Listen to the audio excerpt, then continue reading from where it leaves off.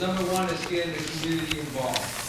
You are the dog captains, our favor to us is that you will teach your neighbors, okay, on how to report suspicious activity in crime in progress.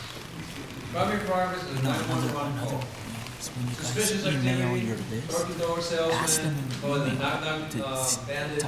Okay, that's a low priority call. You can go 911, or you can go 877, ask LAPD.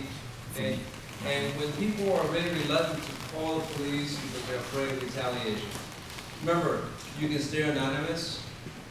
You can give us your phone number because we do need your phone numbers in case we need additional information. Stay anonymous. Give us your middle name, so you don't have to lie by a name or anything like that. Okay? We want a contact number when you provide this, and this is what we discuss in our group. That we teach our neighbors not to be afraid to call the police. Now, a lot of times, believe me, don't give them a head start. Don't tell these people, you got to leave, I'm going to call the cops. Because you give them a head start. Just act discreetly, get on the phone. This way they never know who called the police. Okay, don't bring attention to yourself, negative attention to yourself. Okay, call the police, they know what's going on. Okay? Because remember, your eyes and ears, basically that's what we need your help. Do you want us to give our name and number as we call the police every day? Yes. Oh, okay. You give it, what happens is this, let's say you report a suspicious activity. There's a guy breaking into a car and he was a description. The other thing we talked about real quick, how you describe people, the gender, the race, and the height and weight, age maybe, and basically from head to toe what he's wearing. Okay? And that's a quick description. If you didn't think about that, if it's a male or female, and then when you determine that what ethnicity they are, about how tall, how much they weigh, about how old they are. And then after that, okay, he has a blue shirt, blue pants. Okay?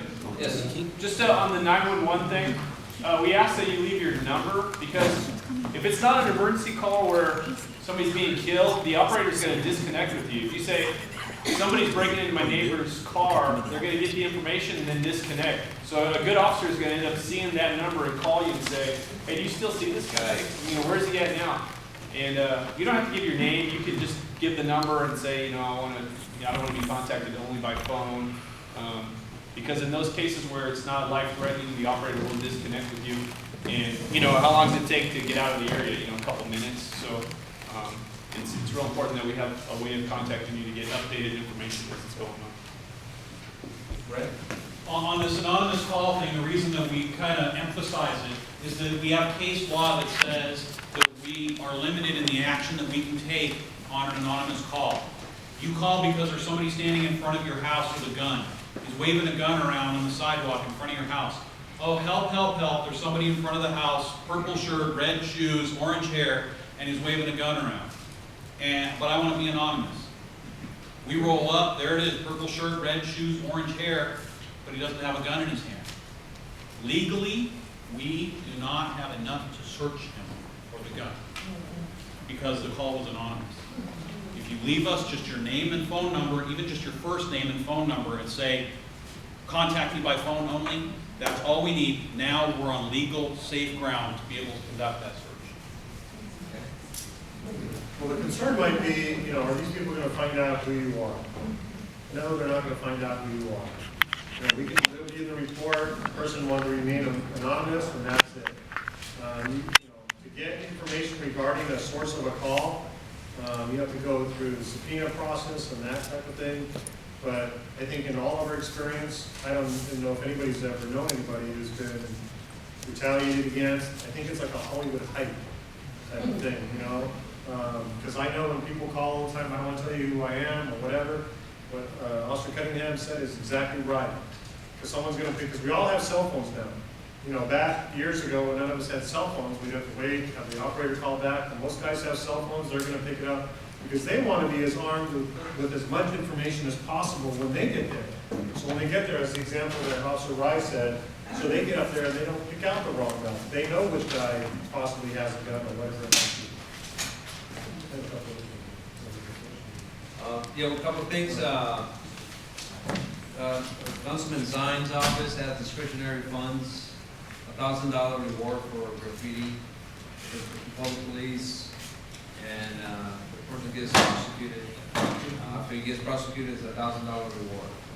Also, and you might have to go to court on that, yes. That's the one that you're gonna have to identify yourself, okay? And also, if illegal dumping, the same thing. But this is just things that entice people to call the police a little more, so spread that around. Go ahead. My phone number is 818-756-8848. Okay, speak up.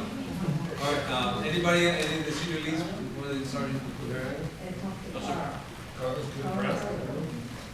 Just, Go ahead, Sam. I just want to go over the importance of the municipal code sections. Everybody, I'm sure the senior lead's gone over the codes that we're enforcing now and what the captain has given us, his blessing to enforce. If you call on these people and we roll out on these guys, just because they're out there soliciting, you guys, we're able to make contact with them, may not arrest them or even cite them, but what we do is we have access to their criminal records, okay, while we're actually making contact with them in the car.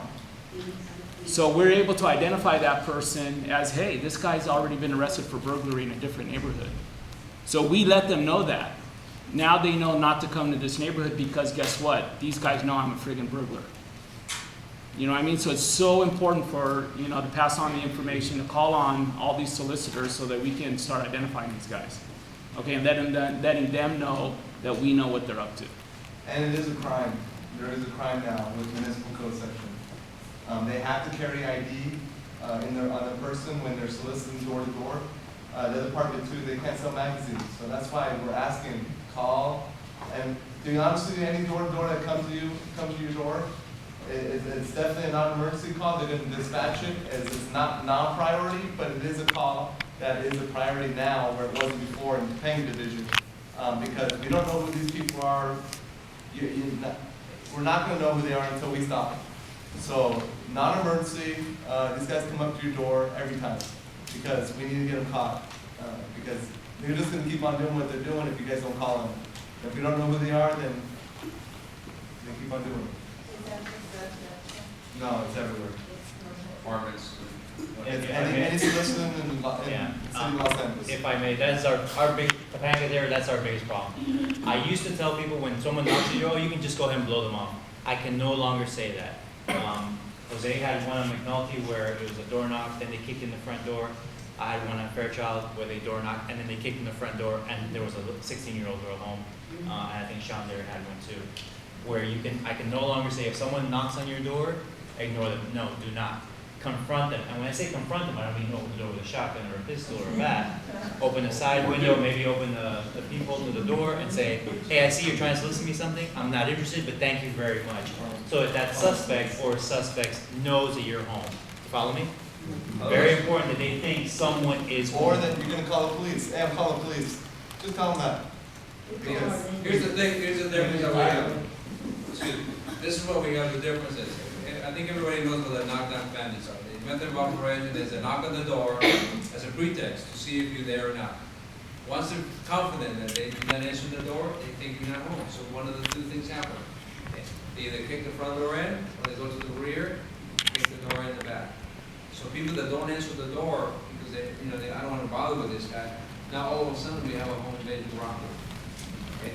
Some of these guys are getting a little smarter and bolder because if they confront you, they tie you up and they rob you, then you're not going to call the police until they're sure they got away.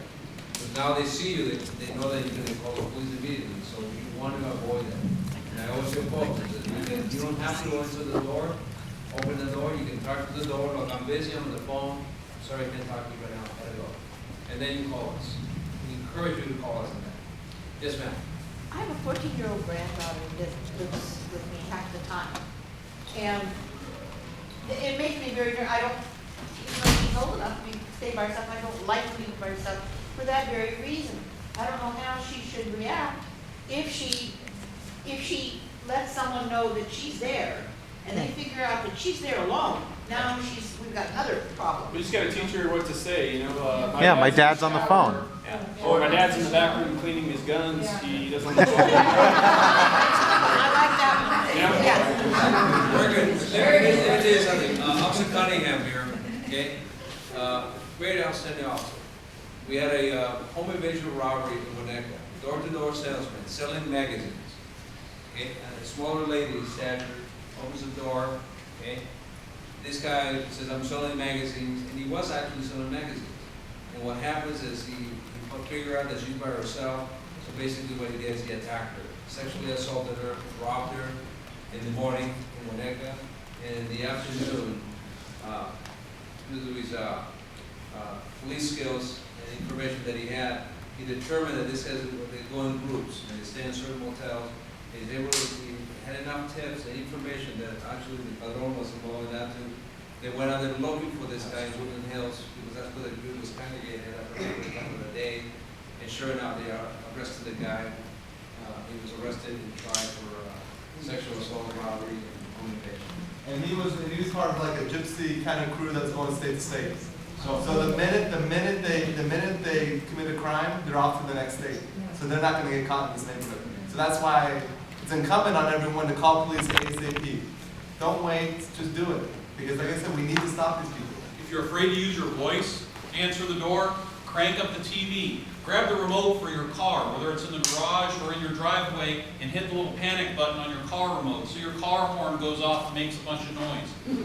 Do something to make the person know that someone is at home, even if you're afraid to use your voice.